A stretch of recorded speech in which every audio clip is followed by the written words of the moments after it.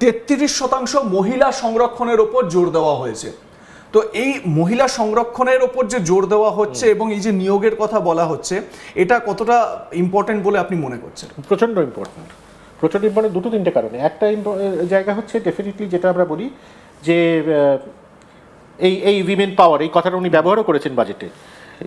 আর আর এখানে ইম্পর্টেন্ট একটা হচ্ছে ফ্রম দ্য ইকুইটি পার্সপেক্টিভ, যে এনাদের তুলে আনা, এনাদের এনাদের এনাদের যাতে সমান জায়গায়, সমান স্তরে, সমান জায়গায় আমরা নিয়ে আসতে পারি পুরুষ মহিলা। কারণ এই ডাইভারজেন্সটা, এই ডিফারেন্সটা এখনো রয়েছে আমাদের সমাজে।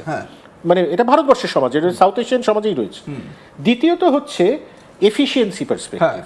কারণ এফিসিয়েন্সির একটা জায়গা, আমরা তো যখন মানে বহু যুগ ধরে, যদিও সময় বদলে গেছে, 2026 বর্ষে এই কথা বলা উচিত না, কিন্তু বহু যুগ ধরে মানে অনেক দেশেই দেখেছি যে মহিলারা যথার্থভাবে কাজে আসছেন না, হয়তো অন্য কিছুতে আছেন, কিন্তু তারা যদি আজকে গভর্নমেন্ট সার্ভিসে আসেন, তারা যে মানে একটা ডিফারেন্ট লেভেল অফ এফিসিয়েন্সি তারা নিয়ে আসছেন, তাদের স্কিল সেট তারা নিয়ে আসছেন, তাদের মানে এটা অনেক সময় বলে সফট স্কিল। অনেক ক্ষেত্রেই দেখা যায় মহিলাদের সফট স্কিলের লেভেলটা ইজ একটা ডিফারেন্ট লেভেল, যেন অনেক ক্ষেত্রে তাদের প্রয়োজন আছে। বিশেষ করে আজকে ধরুন পুলিশে ক্রাইম এগেনস্ট উইমেন যখন হচ্ছে, মহিলাদের এগেনস্টে যে ক্রাইমগুলো হচ্ছে, সেগুলো হ্যান্ডেল করার ক্ষেত্রে কিন্তু একজন মহিলা প্রয়োজন, মহিলা পুলিশ প্রয়োজন। এবং বহু ক্ষেত্রে দেখা যায় সেখানে সেই মহিলা পুলিশ নেই, তার সংখ্যা কম। আর দ্বিতীয়ত হচ্ছে আর একটা দিক, তাদের এম্পাওয়ারমেন্টটা, এখানে যে তাদের নিয়ে আসা, তাদের হাতে টাকা দেওয়া, তাদের মানে এই এক হচ্ছে তাদের সেভিং প্রোপেন্সিটি যেটা প্রয়োজন, সেইটা অনেক অনেক মানে এনেবল করে একটা পুরো ইকোনমিক প্রোডাক্টিভিটিকে।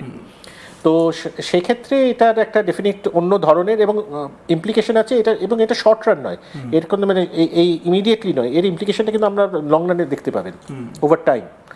তখন সেখানে একটা সময় আসবে আমার মতে, যখন এই কোটার দরকার হবে না, তখন আর 33% কোটার দরকার হবে না, তখন মানে সমানভাবে গ্রামগঞ্জ থেকে মহিলা এবং পুরুষরা একসাথেই আর কি তারা অ্যাপ্লাই করবেন, এবং এই প্রপোর্শন 33% রাখতে হবে না।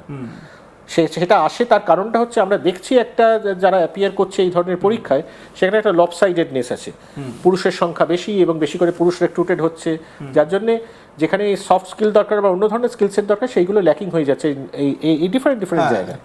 বিভিন্ন ক্ষেত্রে আমরা যদি মানে এই যে চা শ্রমিক, আমরা মানে শুনেছি যে চা পাতা যে তোলা হয়, সেটার জন্য মহিলাদের যে হাত, সেই হাতটা অনেক বেশি মানে অ্যাক্টিভ, এই কারণে মহিলা চা শ্রমিকই কিন্তু দেখা যায় প্রেফার্ড। তারপরে আমরা আরো অনেক বিভিন্ন এই যে এমএসএমই সেক্টরে যে কুটির শিল্পের যেগুলো ছোট ছোট কাজ, সেখানে মহিলাদের মানে দক্ষতা অনেক বেশি, তো সেই জায়গাগুলোকে কিন্তু অ্যাড্রেস করার চেষ্টা করা হয়েছে। আমি একটা বিষয় একটু মানে আপনার কথা প্রসঙ্গেই মানে এটা বলতে চাই, সেটা হচ্ছে আপনি বললেন না যে ধীরে ধীরে দেখবেন এই কোটাটা থাকবে না। এবারে সরকারের কি লক্ষ্য, মানে এই বাজেট থেকে কি আপনার কোথাও মনে হচ্ছে যে সরকারের লক্ষ্য যে আমরা এমন একটা ইনফ্রাস্ট্রাকচার তৈরি করে দিয়ে যাচ্ছি বা যেতে চাই যে আগামী দিনে এই যে ভাতা দেওয়া, কারণ আপনিও এর আগে অনেকবার বলেছেন এবং অনেক অর্থনীতিবিদ এটা মনে করেন যে এই ভাতা দেওয়াটা হচ্ছে গিয়ে একটা সমাজের ওপর, সাধারণ মানুষের ওপরই বোঝা, কিন্তু নিশ্চয়ই মানে এই ভাতাটা তো আমাদের যে টাকা, আমাদের টাকা থেকেই তো এই ভাতাটা দেওয়া হচ্ছে। তো কোথাও কি এই সরকার আগামী দিনগুলোতে কর্মসংস্থান জেনারেট করে, শিল্প অনেক বেশি করে আনার চেষ্টা করে, পরিকাঠামো ডেভেলপমেন্ট করে এই ভাতার যে জায়গাটা, এই জায়গাটাকে একেবারে মানে পুরোপুরি জিরোতে নিয়ে যাওয়ার একটা কোথাও দিশা দেখালো? না, পুরোপুরি জিরো কোনোদিনই কোনো সমাজে এখনো অবধি মানে আমি সব থেকে ডেভেলপ নেশনগুলোর কথাও যদি বলি, সেখানেও আপনার প্রচুর পরিমাণে ভাতা রয়েছে, এমন কোনো বেশি পরিমাণে রয়েছে। হেন কোনো সমাজ নেই যেখানে ভাতা নেই। সাপোর্ট সিস্টেম দরকার, একটা গভর্নমেন্ট সেইভাবেই অপারেট করবে, এবং সেটাকেই অ্যাকচুয়ালি এক কথায় বলা হয় ওয়েলফেয়ার স্টেট। এবং আজকে ওইভাবে কোনো সিস্টেমই ডেভেলপ করবে না যেখানে ভাতা একদম নেই।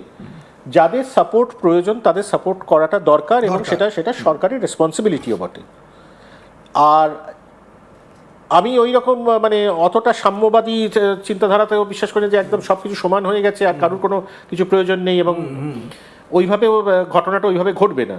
তো থাকবে, ভাতা থাকবে, তবে হ্যাঁ, যদি আজকে কর্মসংস্থান বেশি হয়, যদি আজকে মানুষ দেখে যে প্রোডাক্টিভ লেবার দিয়ে তারা তাদের রোজগারটা করতে পারছে, একদম। তাহলে তারা কেন ভাতাটা চাইবে? তারা নিজেরাই বেরিয়ে আসবে। এবং সেই দিকেই আমাদের লক্ষ্যটা রাখতে হবে, যাতে আমরা কর্মসংস্থান সেই জায়গায় নিয়ে যেতে পারি, অর্থনীতিটাকে সেই জায়গাতে তুলে আনতে পারি। আমাদের আজকে ধরুন, আমি একটা সহজ স্ট্যাটিস্টিক্স দিচ্ছি। 1960s আমাদের যেটা পার ক্যাপিটা ইনকাম ছিল এই স্টেটের, সেটা ছিল অ্যারাউন্ড 25% বেশি ন্যাশনাল অ্যাভারেজের থেকে। আচ্ছা, আজকে সেটা আমাদের 20% কম ন্যাশনাল অ্যাভারেজ ন্যাশনাল থেকে। মানে পার ক্যাপিটা ইনকাম মানে মাথাপিছু আয়, মাথাপিছু আয় কত ছিল? তো এবার সেইটা আজকে কমে গেছে। সেই সময়ে আমরা 1960-এর দশকে আমরা ছিলাম 3 নম্বরে in terms of per capital income বা মাথাপিছু আয়ের খতিয়ানি। সেইখানে আমরা এখন 23 থেকে 28-এর মধ্যে বিচরণ করি। আমরা কোথা থেকে কোথায় নেমেছি।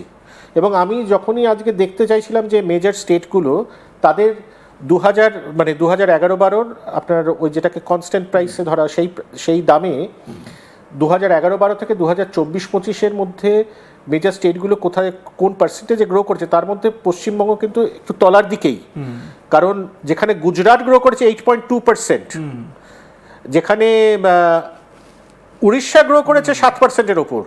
মানে এই পিরিয়ডটা 14 বছরের পিরিয়ডটাতে, 14 বছরের পিরিয়ডটার মধ্যে, তার মধ্যে কোভিডের পিরিয়ডটা আমি বাদ দিচ্ছি, সেখানে পশ্চিমবঙ্গ গ্রো করছে মাত্র 4.9%, মানে which is lower than the national average. আপনি যেহেতু খুব সুন্দরভাবে ওড়িশার কথাটা তুললেন, আমরা ওড়িশার সঙ্গে বেশি কানেক্ট করতে পারি কারণ আমাদের প্রতিবেশী রাজ্য তো, এবং মানে পুরী দর্শন, জগন্নাথ দর্শন করতে গিয়ে আমাদের মানে ওখানে যেতেই হয়। এই যে ওড়িশার কথা, মানে এখন তো বিজেপির সরকার এসেছে, কিন্তু এর আগে মানে বহু বছর ধরে সেখানে নবীন পট্টনায়কের শাসন ছিল, আমরা দেখেছি। মোদি গভর্নমেন্ট সেন্ট্রালে, অথচ ওড়িশায় ডাবল ইঞ্জিন সরকার নয়, অথচ ডাবল ইঞ্জিন সরকারের মতোই কিন্তু চলেছে। এইটাই কথা, সমস্ত সুযোগ সুবিধা সবকিছু। একদিকে আমরা দেখতে পাচ্ছি বাংলার মানুষ আয়ুষ্মান ভারত থেকে বঞ্চিত, বাংলার মানুষ পিএম কিষাণ থেকে বঞ্চিত, অথচ ওড়িশার মানুষ অন্য সরকার আন্ডারে থাকতেও সেই সমস্ত সব সুযোগ পেয়েছে। এইটাই হচ্ছে তফাৎ। এইটা হচ্ছে যে কারণে আমি বলে প্রথমেই এর আগেই যখন আমি ইন্দিরার সাথে কথা বলছিলাম, ওই কথাটা আমি মেনশন করেছিলাম, কনফ্লিকচুয়াল ফেডারালিজম, মানে যেটা মানে সেন্টার আর স্টেট, কেন্দ্র আর রাজ্য সবসময় একটা যুদ্ধ করে যাচ্ছে একে অপরের সাথে। আমি এটা মানছি না, আমি ওটা করব না, আর যার জন্য আমরা কোনো বেনিফিটগুলোই পেলাম না। সেখানে আপনার বিজু জনতা দল সরকার, বিজেডি সরকার কেন্দ্রের সাথে যে যখন স্টেটে ইলেকশন হচ্ছে, তারা কিন্তু মানে ফাইট করেছে একে অপরের সাথে। বিজেডি জিতেছে। নবীন পট্টনায়ক আজকে ভারতবর্ষের সব থেকে বেশি দিন থাকা সেই তালিকায় রয়েছে, সব থেকে বেশি দিন জ্যোতি বসু ক্রস করে গেছিলেন। তো তারপরে তার স্বাস্থ্যের কারণে তাকে সরে যেতে হলো এবং বিজেডি হারলো। ঠিক আছে, এসেছে, কিন্তু আজকেও দেখবেন বিজেপি এবং বিজেডির মধ্যে কিন্তু সম্পর্কটা দেখবেন, তো সম্পর্কটা কোনোদিনই কিন্তু মানে সেই রকম সেই তিক্ততায় যায়নি। হ্যাঁ, অথচ এখানে আমাদের যায়নি যে